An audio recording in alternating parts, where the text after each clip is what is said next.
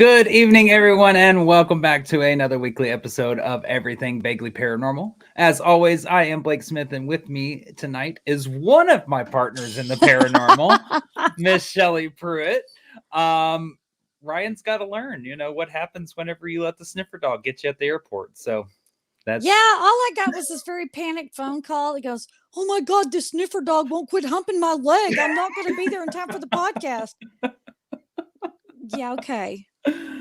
You know what? All right. Shit happens. We're going to roll with it. Yeah. You get the two chaotic energies tonight without the calm balance in between. So, what fun. What a great night too for great night as well for 3 weeks worth of pent up comments over this topic. Oh, child, I'm kind of glad Ryan's not here now. I only got to argue with one of you. No, unfortunately, Ryan is stuck in an airport somewhere. He decided he wanted to take a little trip, and this is the price that he pays. So you're stuck with us. That's what happens. But anyways, we go see Mama. Yep, see what happens. But we are back for the third and final, final episode of the Black Dahlia series. And if you have stuck with us through this so far, God bless you. We are going to wrap it up tonight. We are going to lay it all out for you, build it all up for you, and leave you probably with a couple of questions. I ain't gonna lie, but that's all right. We're gonna get to those as well. So, but before we begin, obviously, gotta do my little disclaimer as well. This podcast episode discusses the unsettling case of the Black Dahlia, which includes sensitive and disturbing content such as sexual assault, murder, mutilation, suicide, graphic descriptions, and abortions. Detailed descriptions of violent acts and their aftermath will be explored. This episode may not be suitable for all audiences, and viewer, listener, and parental guidance is advised. So, you ready for this final episode? Absolutely. I am ready. I've been trying so hard not to tell you or Ryan my thoughts on this, and I've been trying not to give away my theory. But I think our theories might kind of line up towards the end. I'm going to see if I can change that, though. Okay. Well, let's dive into it, though. So just a little recap of this. Elizabeth Short's mutilated body was found in a vacant lot on January 15th, 1947 in the Leimert Park area of Los Angeles, California. The viciousness and brutality of the crime had never before been seen in the city of Los Angeles, and the gruesome murder made front-page news with graphic headlines throughout the city. As the investigation went on, it seemed at every turn there was a roadblock, leading a few to believe the investigation itself was intentionally being derailed. Since the 1930s, a dark alliance between the LAPD and Los Angeles mobsters had persisted throughout the city. Payoffs from underworld criminals to City Hall for police protection, bribes to officers to turn a blind eye for all illicit activities, bookie joints, gambling dens, and prostitution rings were all fixtures within the city limits. During this time, prominent and influential figures rose to great heights, such as the Chandler dynasty, who were the conservative voice of the city through the Los Angeles Times. The Chandlers, specifically the heir to the dynasty, Norman Chandler, utilized his social and political prowess to gain favor and connection throughout the city. By utilizing Los Angeles Times, he knew he could influence city elections and appointments, including everything from mayor and police chief to city councilmen and police commissioners. On the darker side of the city, the mafia wars ran unchecked as gangland shootings and killings took place between the Bugsy Siegel and Jack Dragnet clans. In the middle of these two mobsters was the notorious Hollywood Madam and Vice Queen, Brenda Allen, who ran a call girl ring for the lecherous elite. She made the rule simple for her girls. Show them in a good time, and if you come up with a, quote, issue, we've got doctors who can take care of it. And if one of Brenda's girls, Elizabeth Short, decided to go against these rules, especially if it involved the heir to the Chandler dynasty, Norman Chandler, there would be dire consequences. There were many that believed that Elizabeth was pregnant at the time of her murder, which would help to put some of the pieces into place for the Black Dahlia murder. But it seemed no one was taking this seriously enough to pursue it, except for reporter Aggie Underwood, who had been silenced for making the connection, and Detective Harry Hansen, who was quietly pursuing his own investigation in the Black Dahlia case due to the corruption of his partner, Finis Brown. As for the LAPD, they went on a crusade led by Dr. DeRiver, Willie Burns, Archie Case, and James Ahern to falsely arrest Leslie Dillon and coerce him into a false confession. If they could do this, they could close the books on this murder and keep it off the calendar of the 1949 grand jury investigation. But all efforts still failed. Leslie Dillon was released, and the unsolved murder of the Black Dahlia went back on the 1949 grand jury agenda as the last investigation of the year. Now, key players to remember in this episode are going to include Elizabeth Short, the 22-year-old victim known as the Black Dahlia, Chief Harrell, which is chief of the police for the LAPD, Assistant Joe Reed, which assistant chief of police for the LAPD, Detective Harry Hansen, LAPD detective assigned to the Black Dahlia case, with his partner, Detective Finis Brown, and Willie Burns, lieutenant for the LAPD's gangster squad, James Ahern and Archie Case, 2 officers in the LAPD's gangster squad, Norman Chandler, powerful socialite and publisher of the Los Angeles Times, Bugsy Siegel, notorious mobster who controlled part of Los Angeles, Jack Dragna, another mobster who controlled other parts of Los Angeles, Brenda Allen, Hollywood madam and vice queen who ran an underworld call girl ring for the elite, and Maurice Clement, who drove an older model sedan and was a procurer and chauffeur for the girls employed by Brenda. So to the average citizen, the grand jury is a legal process that is often not well understood. It is designed to ensure fairness and prevent bias, but its mechanics and potential challenges are largely unknown by most people. In Los Angeles, the process begins with the selection of jurors. Members of the grand jury are selected at random from the petty jury list. It consists of 23 members and designated alternates. The grand jury foreman is then selected, and the grand jury itself works closely with the DA's office. They would review the scheduled cases while calling on witnesses to testify and determining whether a person should be charged with a crime. All grand jury sessions are closed to the public, and the records are sealed unless there is an indictment resulting from an investigation. That's your general overview of a grand jury investigation. Now, in charge of these investigations for the 1949 grand jury was grand jury investigator Frank Jemison. In anticipation of the upcoming election year in 1949, Mayor Bowen and the Los Angeles Times, Norman Chandler, joined forces in attempting to thwart the rising uproar for an inquiry into corruption within the city. A range of issues were to be scrutinized by the 1949 grand jury, including the clashes on the Sunset Strip, also known as the Mafia Wars, Brenda Allen's illicit prostitution network, the syndicate's illegal abortion activities, and the unresolved cases involving young women, most notably the notorious and still unsolved Black Dahlia case. However, in the case of the Black Dahlia, there was collusion between the Los Angeles district attorney, high-ranking officials in law enforcement, as well as the influential individuals at City Hall to keep it off the calendar. Despite that, Frank Jemison received ample reassurance from Chief Harrell and Assistant Chief Joe Reed that they would provide their complete support. Yeah. Chief Harrell went as far as assigning Detective Finis Brown, a loyal gangster operative, to aid Frank Jemison in his inquiry of the Black Dahlia case. The grand jury would first hear the corruption between the LAPD and the underworld as Frank Jemison began to put his timeline together of the Black Dahlia history. Now, a secret meeting was held involving the DA, the grand jury foreman, Frank Jemison, mobster Mickey Cohen, and his lawyer. They all decided that Mickey would testify about the corruption, but his lawyer requested immunity and protection due to fears of retaliation from the LAPD gangster squad officers. The LAPD and the Sheriff's Department agreed. They removed their surveillance on Mickey Cohen and assigned a special agent to protect him. Now, there were those that still retaliated against Mickey Cohen as information about the secret meeting had leaked. And one night while leaving Sherry's nightclub, Mickey Cohen, his girlfriend, one of his henchmen, and that special agent were attacked with gunfire. Mickey was injured in the shoulder. His girlfriend was seriously wounded in the back.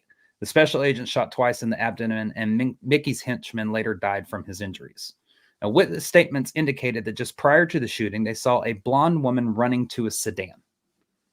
Wasn't me. You sure? You saw nothing. Now, accompanying her was a man running out with her, while 2 other gunmen opened fire from a sedan. When witnesses gave the description of the blonde woman, it matched the description of a gangster squad sergeant's wife. And witnesses also explained that the blonde woman had left the nightclub just before Mickey Cohen and his group walked out, kind of as a warning to the gunman that Mickey Cohen was coming. Witnesses also placed that same gangster squad sergeant at Sherry's nightclub that night. So fearful of more retaliation, this incident made Mickey Cohen change his mind about testifying about the corruption before the grand jury. And this was a major blow for testimony's sake and helping to build the narrative toward corruption and cover up in the Black Dahlia case. He figured out you shouldn't go against the family. Yeah. Yeah. They'll learn. This also showed a level of desperation from high-ranking officials to keep anyone silent that was involved with the corruption. But it didn't help, because next up on the calendar for the grand jury, they heard the explosive and damning investigation for Brenda's call girl ring. Fueling the situation was the unwavering determination of Sergeant Charles Stoker. He was a diligent and upright police officer investigating Brenda Allen, who faced death threats and promises of violent retribution. But he persevered in his relentless pursuit to apprehend the notorious Vice Queen. Despite objections from his higher-ranking officials, Stoker defiantly led a raid on September 11th, 1948, taking along reporters from the Daily News to apprehend Brenda at her clandestine dwelling in Hollywood Hills. Stoker testified before the grand jury, claiming that Brenda was allowed to operate her illegal business because she was bribing top officials in the police department's administrative vice division. Specifically, Sergeant Elmer Jackson and Lieutenant Rudy Wellpot. This information was leaked to the Daily News, revealing that there were wire recordings of the payoffs between Brenda and these police officials. There was also rumors that one of these recordings might be related to the Black Dahlia case. The Daily News accused Chief Harrell of knowing about these recordings, but that he chose to suppress them and take no action against the corrupt officers. As a result, Chief Harrell, Elmer Jackson, Rudy Wellpot, and Assistant Chief Joe Reed were called in to testify. With the public now well aware of Brenda's illegal activities, there was no choice but to bring charges against her, and they booked Brenda into jail despite her payoffs. Problem is, she knew too much. That's right. The lady who's providing the good time, she knows all your names. She knew. I wouldn't have drug her in there. No, because that's somebody. I think of what I mean. She was basically the Heidi Fleiss, like the Hollywood Madam before Heidi Fleiss was ever a Hollywood Madam. Yeah, she's kind of the forerunner of that. Yeah. Yeah. No. Yeah, you saw what a star that was. Yeah. She knows it all. She knew the influence of criminal organizations in City Hall. She knew secrets about prominent public figures, knowledge about the murder of Elizabeth Short. She had all this evidence on tape, and she knew she held all the cards. She had City Hall by the balls. Let's just face it. I mean, that was it. Brenda actually went before the grand jury and testified and corroborated Sergeant Stoker's testimony, revealing that she did have copies of the surveillance recordings, which she kept in her safe deposit box. While wanting to verify Brenda's testimony, they set out to retrieve the tapes. So Brenda's escorted downtown to retrieve those tapes from her safe deposit box, with a large crowd of Angelenos gathered to witness the event. As they were told, when she opened the safe deposit box, there were the tapes, among other incriminating documents and items that Brenda had kept for, quote, insurance purposes. Insurance. Yes, you always keep insurance. That's why you never put anything in writing, people. Don't write nothing down. Don't write nothing down. Well, among all of this in her safe deposit box was a photograph of lilies that Brenda had received from Sergeant Elmer Jackson very shortly after the murder of Elizabeth Short. Oh, my. Well, the tapes, documents, and photographs were turned over to the grand jury for review. Well, after the grand jury listened to the tapes, Chief Harrell, Assistant Chief Joe Reed, Elmer Jackson, and Rudy Wellpot were indicted for perjury and bribery on August 16, 1949. Chief Harrell resigned from his position.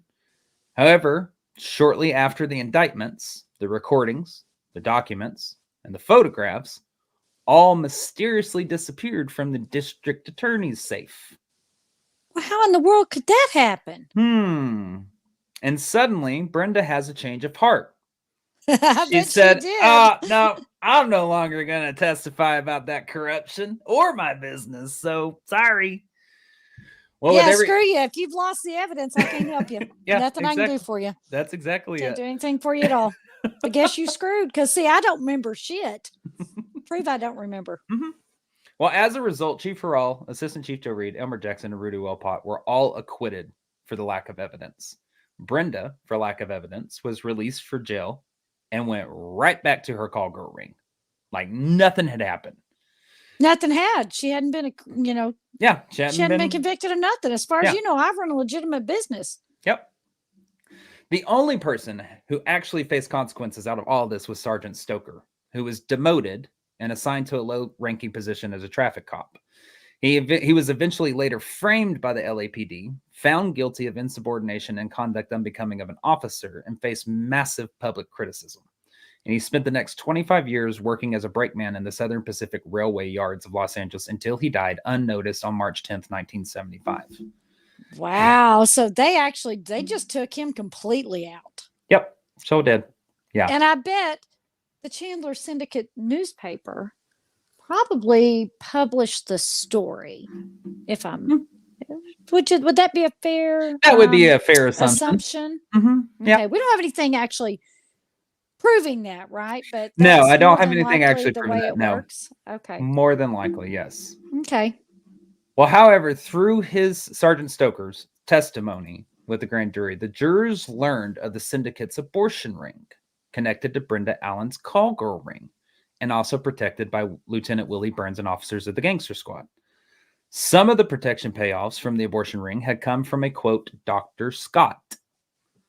Now, this abortion ring was operated by a group of MDs, which Sergeant Stoker testified was led by Dr. Leslie C. Audrain. Stoker discovered that Dr. Audrain had a criminal background as an abortionist and used different aliases such as Dr. C.J. Morris and Dr. Scott. The gangster squad was the one responsible for apprehending these abortionists, but they only targeted those who were not part of Dr. Audrain's operation and paying for protection. When Stoker started investigating Dr. Audrain, 2 detectives began threatening him and forcefully telling him to stop. These 2 detectives were none other than James Ahern and Archie Case from the gangster squad. These 2 were also involved in the Black Dahlia investigation, as well as the arrest of Leslie Dillon, the Dillon catastrophe, with Dr. DeRiver. Okay. I'm trying to unspiderweb it here. Yeah. You with me so far? All right. With you? They're now threatening him. Hey, stop looking into this doctor. But they're also connected to the Black Dahlia case, as well as the catastrophe of arresting and trying to coerce Leslie Dillon into a false confession. Okay. So they were there for all that. So you kind of see where that, you kind of see where that's going. So okay. Around this time is that Sergeant Stoker revealed information about Dr. Audrain to the grand jury. Around this time that Sergeant Stoker revealed that information of Dr. Audrain to the grand jury, Detective Harry Hansen was also getting closer to arresting Dr. Audrain. He also believed Dr. Audrain was a strong suspect in Elizabeth's murder, but Chief Harrell obstructed the investigation into Dr. Audrain, according to Aggie Underwood, and wouldn't allow for an arrest warrant. Even Detective Finis Brown, which loyal gangster squad operative, admitted in an interview years later that although they couldn't prove Dr. Audrain was the killer, the things he did to some of the girls made him very suspicious by saying, quote, I didn't want the newspapers to get any of it. The girls were going to this doctor. We couldn't prove he was the killer, but some of the things I found that he was doing to some of the girls made me think he was the one. Now, this article continues on and says, quote, the doctor committed suicide 2 years after the murder, just as Hansen and Brown found him and were about to start asking questions. Did he really, though? Well, that's Dr. Leslie Audrain allegedly committed suicide at his home on May 19th, 1949, just months prior to the reinvestigation of the Black Dahlia case by the grand jury. Okay. That sounds a little fishy to me, but I don't know nothing about it. Something about a red flag going up real quick. Yeah. Oh, there have been red flags all over this case. Oh, yeah, absolutely. Well, with Detective Finis Brown on Frank Jimison's team, he was able to intentionally help derail the grand jury investigation into the Unsolved Black Dahlia case. Detective Brown convinced Frank Jimison that the main suspects in the murder case were Leslie Dillon, Mark Hansen, Cleo Short, and a newer suspect named Henry Huber Hoffman. Detective Brown pushed these subjects so hard onto Frank Jemison that the grand jury couldn't see any other viable options. And the grand jury actually opened with the following statement at each hearing, quote, "This jury at this time is engaged in a review of the records and information of the Los Angeles Police Department regarding suspects in the murder of Elizabeth Short, with particular attention to such evidence as has been procured and gathered or might be obtained concerning the following persons. 1. Leslie Dillon. 2. And or Mark Hansen. 3. And or Henry Huber Hoffman. And 4. And or Cleo Short, who is the father of Elizabeth Short. Now we are paying attention to the material in hand as to whether or not any of those persons should be charged with that crime." End quote. That's the statement they opened with. That's how convinced he had them that these were the only four viable suspects in this case. Okay. But they bring up her daddy. Mm-hmm. Huh. Yeah. Okay. Yeah, he was questioned early on. Right. Because she had lived with him and they had a falling out. Right. But the thing is, Brown knew that these four suspects all had alibis and that they all lacked the necessary medical knowledge to have actually committed this crime. Because they all been saying this whole time, this was committed, the bisection of her body was committed by a person and a doctor with medical knowledge. It just had to be the way that it was done. So, and Frank Jemison, though, he was no dummy. The list of suspects quickly, because he set out on his own little tirade, this list of suspects quickly diminished as witness statements ruled out Mark Hansen, making it clear that he had a solid alibi. Frank Jemison personally confirmed Leslie Dillon's alibi by traveling to San Francisco and confirming his work shifts, as they'd previously done. Detective Harry Hansen also testified that Cleo Short could not have committed the crime as he had an alibi and was nowhere near the vacant lot on Norton Avenue. This left only Henry Huber Hoffman as the last remaining suspect. Now, Hoffman's ex-wife claimed that he was involved in the murder because she had found bloody women's clothing in Unit 9 of the Astor Motel, along with blood on the floor and the mattress around the time of the crime. Well, Lieutenant Willie Burns of the Gangster Squad saw his moment and assigned investigators James Ahern and Archie Case to investigate Henry Huber Hoffman, who was an easy target because he was also an ex-convict. Ah, okay. Rounding up the usual suspects. Pretty much, yeah. Okay. Before they got too far into the investigation, this information about Hoffman was leaked to the press, and this ignited a wildfire of headlines about this supposed murder site that the ex-wife is claiming. However, these suspicions quickly began to dwindle as Hoffman's ex-wife's story kept changing over and over every time she told it. And when Hoffman took a lie detector test under Frank Jemison's supervision, he passed flying colors, no deception whatsoever. And so as a result, Frank Jemison just eliminated all four of the prime suspects, and the investigation was back at square one. But the deception and the collusion didn't stop there with all of this.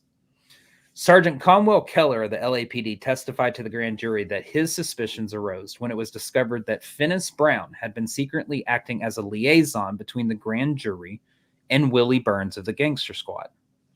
Now, during Sergeant Conwell Keller's testimony, he told the following story. Former dancer Lola Titus had been in a relationship with Mark Hansen, one of the suspects in the Black Dahlia case, and proprietor of the Florentine Gardens. Lola entered Mark Hansen's home one night, July 14, 1949, and shot him twice while he was shaving. Despite being injured in the incident, Mark Hansen repeatedly yelled for Detective Finis, desperate to talk to him, screaming, "Get me Brown, get me Finis Brown, I need to speak to Brown." And that was reported by a journalist of the Hollywood Citizen News. Lola Titus believed that Mark Hansen had set her up, leaving her to be implicated in drug trafficking and posing for indecent photos. So, which was a crime offense. Yes, it was. Yeah, those nudie pics, they were a no-no. Yes, they were. So she shot him. Yeah, well, I mean, yeah, he brought a razor to a gunfight. So no, wasn't a smart choice. But no. See, she didn't do herself justice because she missed him. Yeah, that's very true. Yeah. Well, She's got herself in more trouble. According to testimony upon further investigation, the journalist with the Hollywood Citizen News discovered that Finis Brown had frequented the Florentine Gardens. There were rumors at the time that one of the assistant managers was a corrupt undercover police officer. And this rumor alleged that this officer was Detective Finis Brown. Well, when this all comes to light, this testimony made the grand jury believe, since Finis Brown was on Frank Jimison's team, that they had been deceived on the Black Dahlia investigation, since all the suspects had been eliminated that he had pushed. And unfortunately, the grand jury didn't have enough time to re-examine witnesses and address their concerns before their term ended in 1949. So they passed this task on to the 1950 grand jury, issuing the following statement, quote, "This jury has observed indications of chaos in connection with protection of vice and crime and gross misconduct on the part of some law enforcement officers. Testimony given by certain investigation officers working this case was clear and well-defined, while others showed apparent evasiveness. There was not sufficient time left to the jury to complete the investigation, and this grand jury recommends that the 1950 grand jury continue the probe into the Black Dahlia case." A direct quote from what they left with. Unfortunately, the 1950 grand jury never got the chance to continue the investigation because all the jury's files, testimonial transcripts, and Frank Jimison's notes were carted off to LAPD storage. Of course they were. Of course they were. Now, as previously mentioned, unless a grand jury investigation leads to an indictment, the files are typically kept confidential and never made public. They're sealed. That's right. However, in the Black Dahlia case, some of the grand jury material accidentally became accessible in 2002 when an archival process started. This archival process was to allow researchers to access to certain files on significant crimes from the 20th century. Some of these files, go ahead. What? No, I was going, oh, I am fascinated now. So somebody effed up. Yeah. So from what I read in my in this research, there were 65 boxes on the Black Dahlia case, notes, files, actual files, right, documents and stuff. Right. That was culled down to 35, I think, or something like that. Duplicates or stuff like that, or things that they were going to put back into storage, and the remaining of those were archived and presented to the public. And this was complete accident, from my understanding. Yeah, I love it. Now, some of these files were portions of Frank Jimison's reports on the murder of Elizabeth Short. This unintentional disclosure of grand jury proceedings and testimony turned out to be a valuable source of new information that had been concealed from the public for over half a century. And these were never supposed to be unsealed, right? These were the actual grand jury indictment paperwork being reorganized, and somehow or another they were unsealed. Correct. To my knowledge, these were never supposed to see the light of day because there was no indictment in the Black Dahlia case. I did not know this. Yeah. Well, among Frank Jimison's reports were transcripts of testimony given before the grand jury, his extensive notes on the investigation, both of which helped to fill in some of these missing blanks. After studying Frank Jimison's findings and notes, it becomes clear how Detective Finis and the Los Angeles Police Department manipulated the grand jury and steered them in unproductive directions. Some of the additional findings include one of Frank Jimison's notes that stated of a phone call Elizabeth made from San Diego to Mark Hansen. Another call was made when Red Manley had come to pick her up. Also noted is that Frank Jimison had specifically asked the LAPD to provide him with a list of the main officers involved in the initial Black Dahlia investigation. What he discovered was that most of these officers were actually part of the gangster squad, not the homicide department. They're how you can tell in this photo, if you can see it on your screen, any officer that has a G out to the right side in parentheses of their name is how many were in gangster squad. The remaining of them were on homicide. So there was 1, 2, 3, 4, 5, 6 that weren't gangster squad? That weren't gangster squad, and I believe there's about 16 or 17 on this list. 3, 4, 5, 6. 6 on the screen that weren't on gangster squad that were on this investigation. Correct. They weren't homicide detectives. No, they were gangster squad operatives. They worked in mafia corruption. Correct. Yes. Okay. This suggested that the case was being portrayed as more complicated and time-consuming than it actually was, and was being presented to the public in this manner. Out of all the officers on the list related to the Black Dahlia case, truly only Harry Hansen and Officer Greeley were actually part of the homicide department. Now, I'm not saying that that everybody else was part of the gang squad, but the other ones that don't have a G out to side, they could have been part of something else. Right. They could have been robbery. They could have been robbery. They could have been, they could have been auto theft. Right. Okay. Yeah. Yeah. And so it further highlights the disproportionate involvement of the gangster squad in the Black Dahlia investigation. Interestingly, Finis Brown, who's clearly linked to the gangster squad, was purposefully left off the list of officers involved in the Black Dahlia case. He is nowhere to be found. Really? Even though he had been initially assigned the case by Captain Jack Donahoe along with his partner Harry Hansen. They were the two officers assigned for it. But yet they aren't on the grand jury indictment list of officers present at the discovery and investigating the case. Harry Hansen is on the list. Detective Finis Brown is not. Something stinks. Must be the cheese. Is that the Denmark joke? No, I'm just kidding. Something's not right. Okay. Upon further examination of Frank Jimison's records, he finally realized that Finis Brown had deceived him into investigating individuals who had already been cleared by the homicide division. This prompted Frank Jimison to conduct his own new investigation into other potential suspects for the Black Dahlia case. His expectation was that he was going to do this and present his findings to the 1950 grand jury. That was his whole expectation, but we already know what happened with that. In early 1950, Frank Jimison started looking into Dr. Audrain's abortion ring and abortionists who could be linked to the murder and mutilation of Elizabeth Short. What he found was that according to Ann Toth's testimony, either Mark Hansen or Maurice Clement had driven Elizabeth to a doctor's office on Hollywood Boulevard. Now here's old Maurice's name again popping back up. Yep. Okay. We about to go down this route again. Okay. Frank Jimison discovered that one of the names in Elizabeth's address book was a Dr. Arthur M. Fott, a known Hollywood abortionist with an office on Hollywood Boulevard.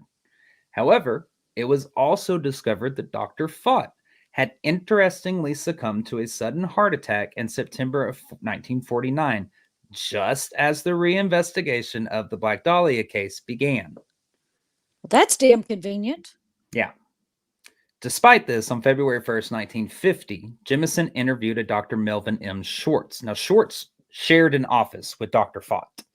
And Dr. Schwartz confirmed that a young woman matching Elizabeth Short's description had visited the suite looking for Dr. Fott about 12 to 14 days prior to Christmas in 1946. Now, if you do the math, you remember whenever she left, December 6th was when they last found her crying. That would have been roughly around the same time before she had left for San Diego, going to visit this doctor 12 to 14 days before Christmas. Okay. So it seemed that Jimison himself was closing in on a conclusion. Included in Jimison's handwritten notes were notations of a list of known abortionists: a Dr. Leslie C. Audrain, a Dr. C.J. Morris, a Dr. Scott, and a Dr. Stott, all of which were aliases for Dr. Audrain. Another address was scribbled on the same page at the bottom: apartment 107, 1616 Normandy Avenue, Hollywood 27. This address turned out to be the address for Maurice Clement, Brenda Allen's henchman. Although Maurice Clement was never officially named as a suspect, there were several reasons to believe that he could be the, quote, person or persons unknown. Firstly, Maurice was known to drive a car that matched the description of the vehicle seen at the location where Elizabeth's body was discovered. Additionally, the clerk at the Hawthorne identified Maurice as a frequent visitor who often paid for Elizabeth Short's rent. Maurice also was identified as the person who transported Elizabeth to Mark Hansen's residence on Carlos Avenue. And Toth stated that Maurice was a frequent caller at Mark Hansen's Carlos Avenue residence. She also stated that he even offered to help set Elizabeth up in an apartment in Beverly Hills. Furthermore, Elizabeth's roommate at the Chancellor Apartments identified Maurice as someone who frequently called her as well. There were at least 4 separate occasions where Maurice was seen with Elizabeth at Brittingham's restaurant in the days leading up to her sudden departure from Los Angeles. And when questioned about that, he actually lied, saying, "No, I met her on December 1st. But we know, based on all these witness testimony of him paying her rent and everything like that, it pushes that timeline back to September 1946. And finally, Ann Toth mentioned that she had driven Elizabeth to the vicinity of the Biltmore Hotel in mid-November, where she believed Elizabeth was meeting Maurice Clement. Now, the Biltmore is where she disappeared from, if you remember. Right. Okay. Well, there were certain individuals in position of authority who intentionally avoided mentioning Maurice Clement, because they knew he held key information about the true crime of the new nature. God dang, let me True try. nature of the crime. Thank you. I was like, let me try this sentence over again. Jesus. Maurice has been sneaking around. He's offered to set her up in an apartment in Beverly Hills. He's been the one driving her around, taking her down Carlos Avenue to meet people, this kind of thing. And then he says, no, I didn't meet her till December 1st. But we do know that he worked for Brenda. Right. Now, has it been don't let me jump short. Has it been established that was she actually a call girl? I know it's been floated out there that she was, but working for a known madam, I mean, we don't know. Did she actually work for the madam, or did she just kind of be the good time girl where if she needed somebody to just go on somebody's arm, hey, I got a wedding to go to and I need somebody to go with me? Was she just a date, or was she a date? From my understanding, this is kind of how she operated with that, is that there's this heavy connectedness between her and Brenda Allen. My opinion is that yes, she was employed by Brenda Allen as a call girl. She did not walk along the lines of, I would say, what I would call prostitution, as an actual sex worker. It would just, from what I understand from reading all of like quotes and stuff from friends and backstories and whatnot, she just wasn't that kind of person. She was kind of this good time girl of like, I'll go with you. I'm hungry. Like pay my dinner bill. If you need arm candy for this birthday party that you're going to, this fancy event, yes, I'll be there. That was more along the lines of, and if it led to something else, then it led to something else. But these guys were still paying Brenda to set them up with an appropriate escort, and an escort to a dance or to a wedding or to a party. Not like escort, like what we think of now, which is the escorts now are the terminology is kind of the high price call girl is the escort. Yeah. But that wouldn't have been the same lingo as it is today. No, I would classify her under what I would deem as an escort. You need arm candy. Yeah. You need arm candy. I got you. You want to go out to dinner? I got you. You want to be seen with a pretty woman? I got you. Sex wasn't the forefront. Right. That wasn't the condition of the date. Right. That just might have been what occurred later. Right. If it happened, it happened, type thing. So, well, this Maurice Clement character, Frank Jemison actually placed Maurice Clement as the 7th person on his suspect list overall. This is actually a picture of Frank Jemison's suspect list, and the arrow on the left-hand side is pointing to number 7, which says Maurice Clement. Well, while Frank Jemison may have identified Maurice as the top suspect, District Attorney William Simpson diverted the 1950 grand jury from further investigating the Black Dahlia case, which led to its removal from the grand jury's calendar. On another hand, further details can be found in the file that was released to the public in 2002.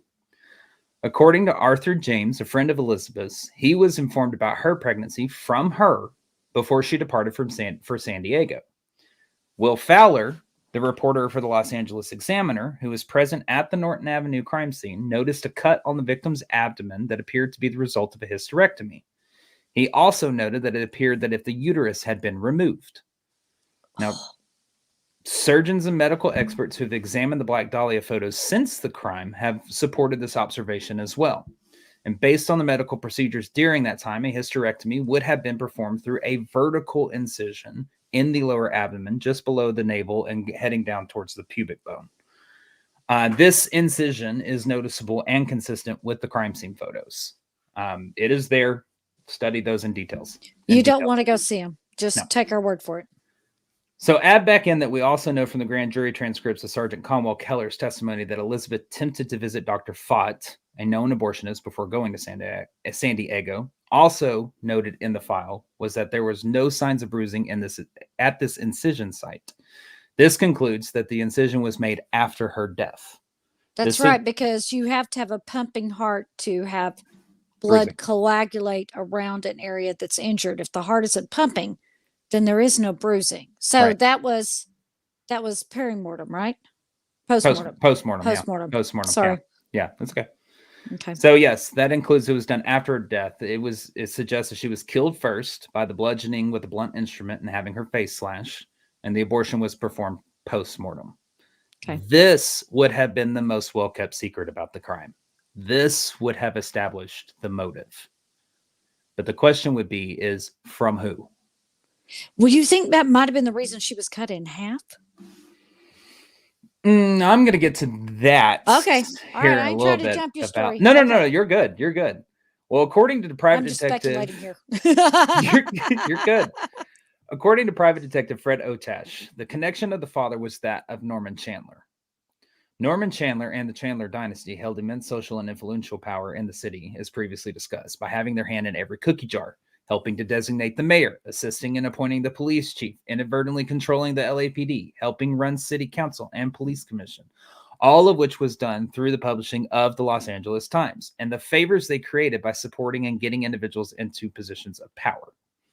According to Arthur James, Elizabeth had also informed him that Norman Chandler was the biological father of her child before she left town. According to administrative vice officers Vince Carter and Ron Hartman, they also believed that Norman Chandler was somehow involved in the Black Dahlia case.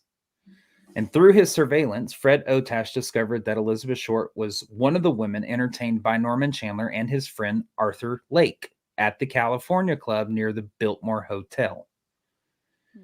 If Maurice Clement had arranged a meeting between Norman Chandler and Elizabeth Short, it could very well explain several of the unresolved mysteries. Brenda Allen's girls did not get pregnant, and if they did, they would seek abortions from syndicate doctors. Those who couldn't or wouldn't would face significant issues. If Elizabeth had fled to San Diego and wouldn't or couldn't receive an abortion, she would have valid reasons to feel scared and fearful. Maurice would have warned her about the potential consequences, particularly if the man involved was the heir to the Chandler dynasty. Because if Norman Chandler ever felt threatened, he could quickly activate his network of contacts. All he would have had to do was place a call to Assistant Chief Joe Reed or Captain Jack Dahlia, whoever, who would inform the other ones, who would ultimately reach out to their underworld connections to get it back to Jack Dragna or, all these things. But Jack Dragna more than likely because he ran the vice areas of the central city. However, the issue being is when those vice maps were redone that we spoke about in the previous episode, Brenda Allen's call girl ring, even though it was in Jack Dragna's territory, Bugsy Siegel got the profits for it. So this would have fallen under his control and responsibility. So now you're messing with Bugsy's money. Yeah. And the interesting part about it is that from his FBI files, he was present in the city, staying at an undisclosed bungalow. Oh. He had extended his stay on the day that she disappeared by 10 days. And Bugsy knew by successfully solving this embarrassing problem from Norman Chandler, he would have gained significant favor. So by taking all of this documentation and testimony and adding these pieces back into the puzzle, we can now do what you've all been dying for me to do for the last 2 episodes. We can now construct an explicit timeline of what potentially took place. Let's do it. Let's see if I agree with you. Go ahead. Through Maurice Clement, a liaison had been set up between Elizabeth Short and Norman Chandler, according to surveillance recordings. Through testimony, she had attempted to speak with syndicate abortionist Dr. Fott just prior to leaving town, as confirmed by Dr. Shorts. Afterward, Elizabeth Short was found by Mark Hansen and Ann Toth at Mark Hansen's residence on Carlos Avenue, crying and expressing fear on December 6, 1946, the night before she left Hollywood for San Diego. And she kept telling Mark Hansen and Ann Toth, quote, "I have to get out of here." She told Mark Hansen and Ann Toth that she was going to visit her sister during the holidays, but her sister Virginia in Oakland, California, claimed she never heard from Elizabeth about these plans. According to her roommate Cheryl Malond, her fear was reportedly due to the multiple calls from Maurice Clement, including some that day. Elizabeth knew she wasn't going to her sister's and went to go to San Diego instead, where nobody knew her. This is where she took up residence with the Frenches for roughly a month. The Frenches had described Elizabeth as very anxious about something, biting her nails down to the quick, and a sense she was, quote, hiding out. While living with the Frenches, Elizabeth made that first phone call in Frank Jimison's notes on January 4th, 1947.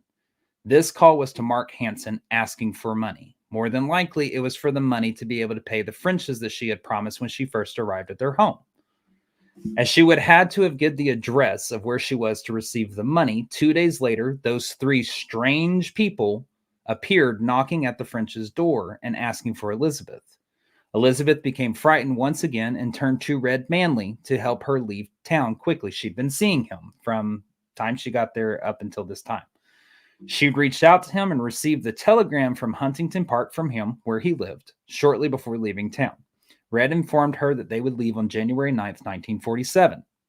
So she wrote a letter to Lieutenant Fickling that we talked about on January 7th, stating she was going to Chicago to work for Jack. She also wrote the final letter to her mother as well, postmarked January 8th, 1947. But in the meantime, there would be someone else she would want to see before heading to Chicago. So she made a phone call from a payphone, that second phone call in Frank Jimison's notes, and that's according to Red Manley.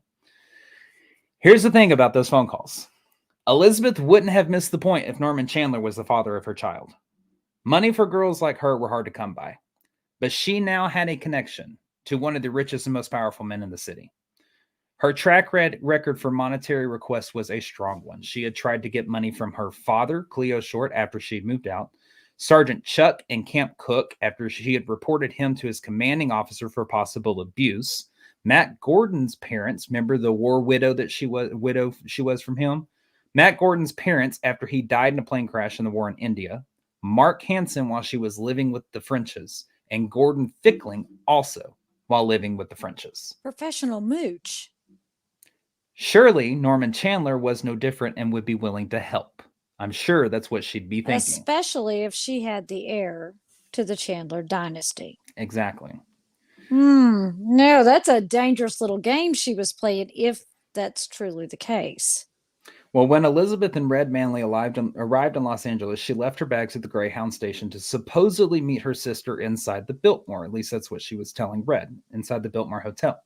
Red Manley even stayed for a bit at the Biltmore, helping Elizabeth to look for her sister.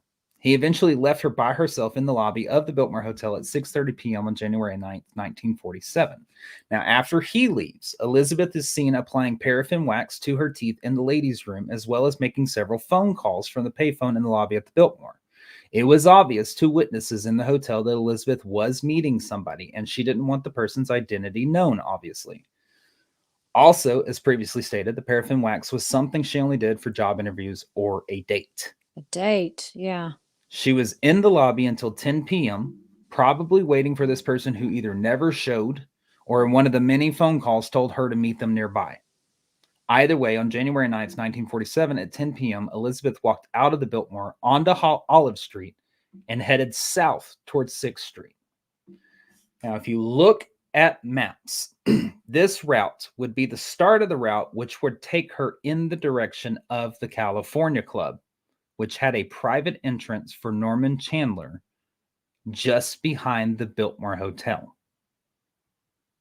We also know that that is a rendezvous spot for the ladies that he entertained with Arthur Lake, according to those same surveillance tapes.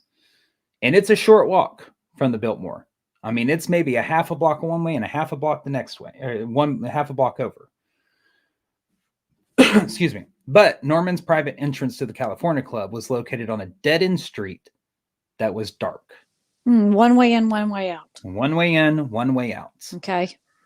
Reason would dictate that Elizabeth was abducted after walking out of the Biltmore that night. All sightings of Elizabeth from January 9th on to January 14th, we know are false, as many talk about her jet black hair. And as discussed in the first episode, we know her hair was hennaed or reddish. She put red henna rinse on it. Prior to returning to Los Angeles. Reason would also dictate that if she had stayed in town, she would have gone back for her bags or contacted one of the many acquaintances she had, Mark Hansen, Ann Toth, or even the two male roommates that she shared with Marjorie Graham when they lived together. There would also have been another letter to her mother who said she heard from Elizabeth at least once a week. And the last time she heard from her was on January 8th.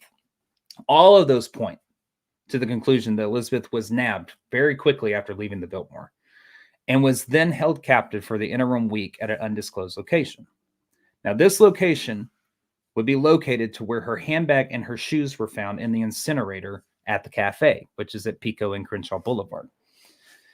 If Elizabeth had called Norman to extort him for money prior to leaving for Chicago, it turns out he wasn't the same as she'd hoped. Norman's response would have been as previously discussed. Call Chief Harrell, Captain Jack Donahoe, for assistance with Elizabeth's extortion. More than likely, it would have been Cap Jack Donahoe, who would have used his corrupt connections to get the message to Jack Dragna, whose territory covered the Brenda Allen illicit business and her call girls. However, since Brenda Allen's call girl fell under Bugsy Siegel, guess whose issue it is? It's one of his girls causing the commotion.